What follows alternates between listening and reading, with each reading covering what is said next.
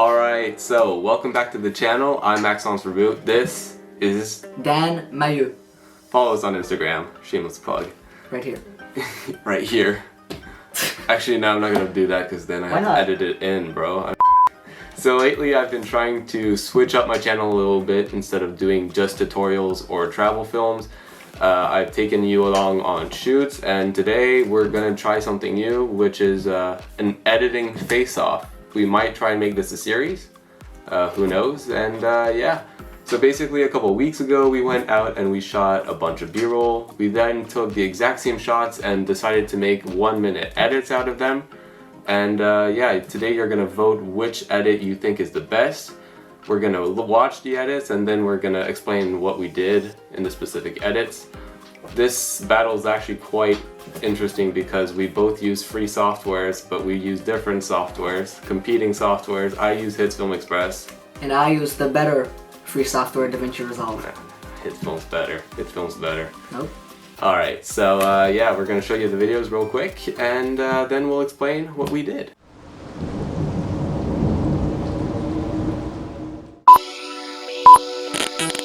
Hello from the children of planet Earth.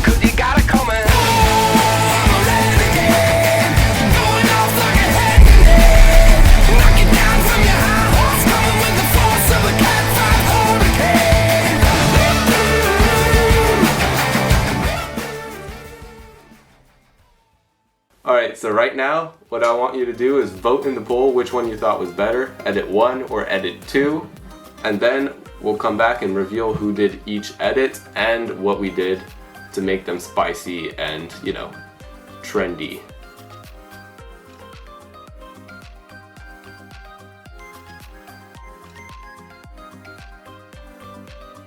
So the edit with the bright yellow lines was mine, and here is what I did. Previously, I tried making some edits and I had a hard time going up to 1 minute, believe it or not. So I was gonna fill like maybe 2 or 3 seconds with a cheesy intro, like the cinematic timer.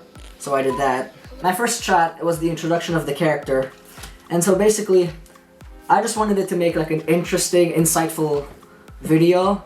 So yeah, basically a lot of speed ramping, obviously, because the footage was shot in 120 frames per second, so couldn't use that all the time. I was trying to showcase the tricks that I did. Some BMX tricks, typically I grab the tire or let some hands off or just turn the bars in a certain way. I try to do a lot of that and showcase those tricks. Sometimes when the bike is in a specific way or in a specific position, I try to highlight it with the neon lines, as you can see on this shot. It's a pretty interesting maneuver. It's called a toboggan, where basically I take one of my hands off, grab the seat, and twist the bars in a certain way. And that's why I decided to highlight the interesting parts of the bike with a neon drawing. Wait, how'd you do the neon drawing in DaVinci? Well, it's very simple. In fact, DaVinci makes it really easy. You select the clip and you bring it to the Fusion tab. Okay, yeah. DaVinci Resolve works with the tabs, and you have the Fusion tab and the Media tab, the Cut tab, the Edit tab, the Fusion tab, the Color tab. And so Fusion is like compositing and hits. Fusion is compositing. Yeah, it's like your After Effects or something. Exactly. And you go in. Once it goes in. Hashtag slow computers. Yes. Oh. No, don't worry. It's. Don't worry. So it's actually surprisingly simple. Just a media in, which all that means is it brings the media into the Fusion tab, and a media out, which is it exports-ish the clip outside of the Fusion page and back into the Edit page. And in between, you put all your composite shots. It's very simple. And in Paint, all you do. You did it frame by frame? Yes. Yeah. Well, there's no other way to do it. If you wanted to move a bit, that took a while. it's surprisingly it's really quick. Like really I don't quick, know, yeah. it goes by like you get the movement. You just move your mouse. It's nicer with a pen tool if you have it, but yeah. I don't have it. It's really easy, and it's not that tedious actually. Oh yeah, here. So it was a long video at the beginning, and basically instead of just speed ramping like I did on every other clip, I decided to go like skip, which is represented by the Casey Neistat type. Yeah, Casey Neistat. Really. Like skip, where I touched the tire basically, and it's the only part of the video where I actually used a drag and drop transition. Wait, you color grade every clip, no? Yeah. Yeah. Okay. It's weird because there are like three types of clips. The ones that were really dark. This one. Yeah. So you made like 3 presets. Yeah, I made 3 presets basically. Yeah. I mean, I used adjustment layers. Yeah, basically I just wanted everything to look kind of neutral. Here, another artistic touch very quickly. I just zoomed out and put something over the top because it wasn't that interesting of a clip by itself. So I had to do something about it, and it's not really nice to like draw lines here because there's no place to draw the neon lines, and I already kind of overdid that, so I didn't want to make it like I didn't want to do that again. Yeah, it's funny because we both used that clip to add something in and make it more original. Yeah, I kind of cheated here. I used one of my own clips. I think it's fine. I added a bit of text just to add some interestingness. No, just to add some spice to the video, maybe some explanation to why I made this video. Somehow this might be an explanation. Just again, this was done in the Fusion page with just a right on, right off. Very simple. And final shot, obviously just an ending. I love the hearts. Are those hearts on your eyes? They're meant to be hearts. I kind of drew them bad, but they're yeah, just like hearts, just something to end the video to bring it full circle. All right. And as far as sound effects go, you didn't do that much, did you? Not many sound effects, just the one for the river and the little beeps at the beginning. But the song is something else. It's pretty interesting, in fact. Yeah. The ending part of the song is actually really nice. And then you faded it out at the end? Yeah, just a simple fade. Just a simple fade. Yeah. All right, nice. And that's all I did. Nice. All right, now let's move on to my edit, which was edited in Hits Film Express, which was, well, it's the best editor. DaVinci is the better free software. No. So yeah, here's my edit. It's almost exactly 1 minute. It's just under a minute by a couple frames. Yeah, not too much to say about it. I did it in about 3 hours. You took about 6 hours, but he's newer to editing than I am. And he's using DaVinci. Yeah, so very simple edit. Basically went for this really retro lo-fi type look by using a lot of film burns. I also used some overlays like this. We got some different overlays here. We got a snow and film overlay. I used a new plane at the very beginning here to make with this type of letterbox to make it look like a retro camera, and then added some grain and various things to make it look more like a film camera. I started off the video with the same shot as he did. We didn't consult each other, we just used the same shots. I mean, it is an introduction of the character. Yeah, so it's a good shot to start off on. Yeah. Then I used this one. You didn't use, did you? I didn't use it because I thought it wasn't in the scene. It was somewhere else, and it felt wrong to use it. Yeah, But the way I ended up using it is I used it in this very retro environment, like this, because my introduction is, you know, introduced with this like super 8mm film type look. My butt isn't framed though. My butt is the center of attention. Oh yeah, there it is. You can zoom in. Careful, because I have a picture of your butt too. I do believe like there's a beat that drops right as I exit the intro sequence and then enter the main part of the video. And then yeah, transitioned into the skate park scenes. Did a little speed ramp here. Oh god. Yeah, so don't get him started. So something went wrong in HitFilm, I don't know what. The speed tool which we used for speed ramping didn't work correctly. DaVinci works. Which, this is why I didn't have many speed ramps. Or I think I only had one speed ramp. And then, so yeah, basically because it failed, I had to do it all manually.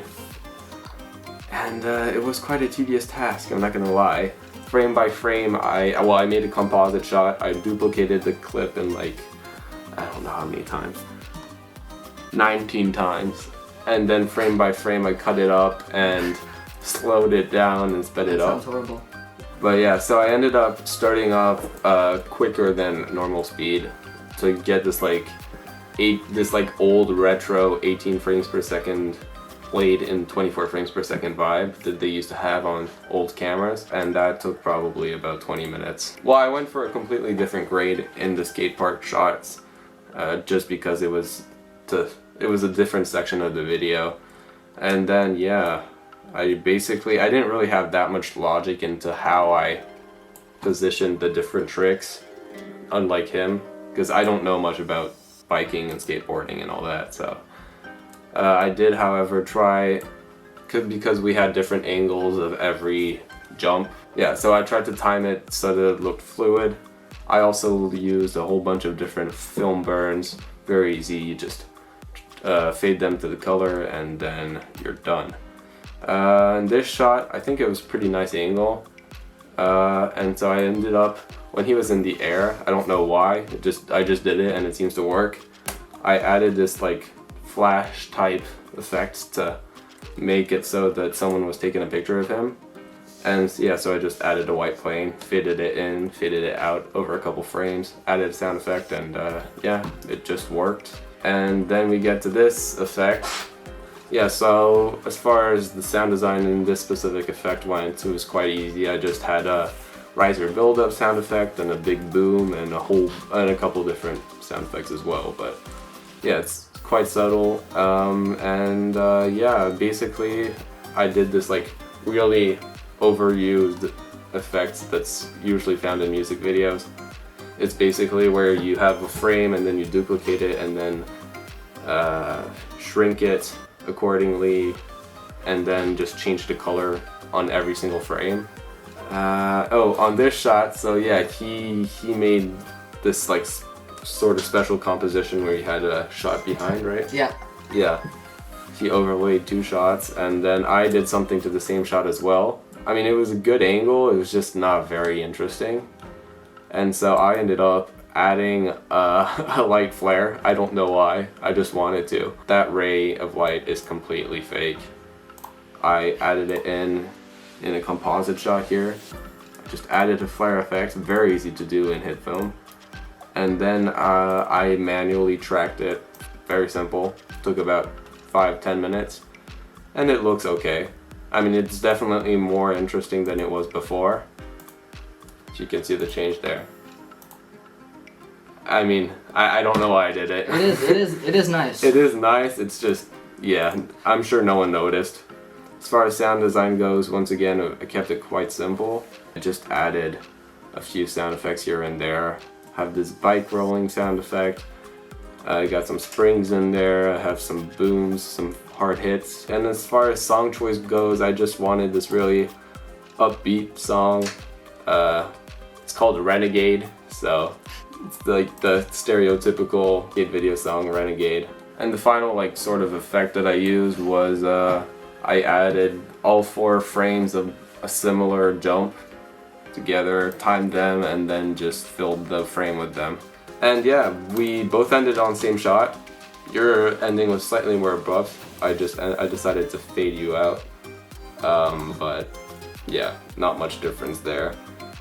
It's funny how we used like similar shots in similar situations and similar points of the video. We both introduced the video with the same shot and ended it with the same shot as well. Hopefully you guys have enjoyed this video, and hopefully you've maybe learned something. Hopefully you've also voted for me because, you know, I'm the best and Hitsphone's the best. Giveaway time.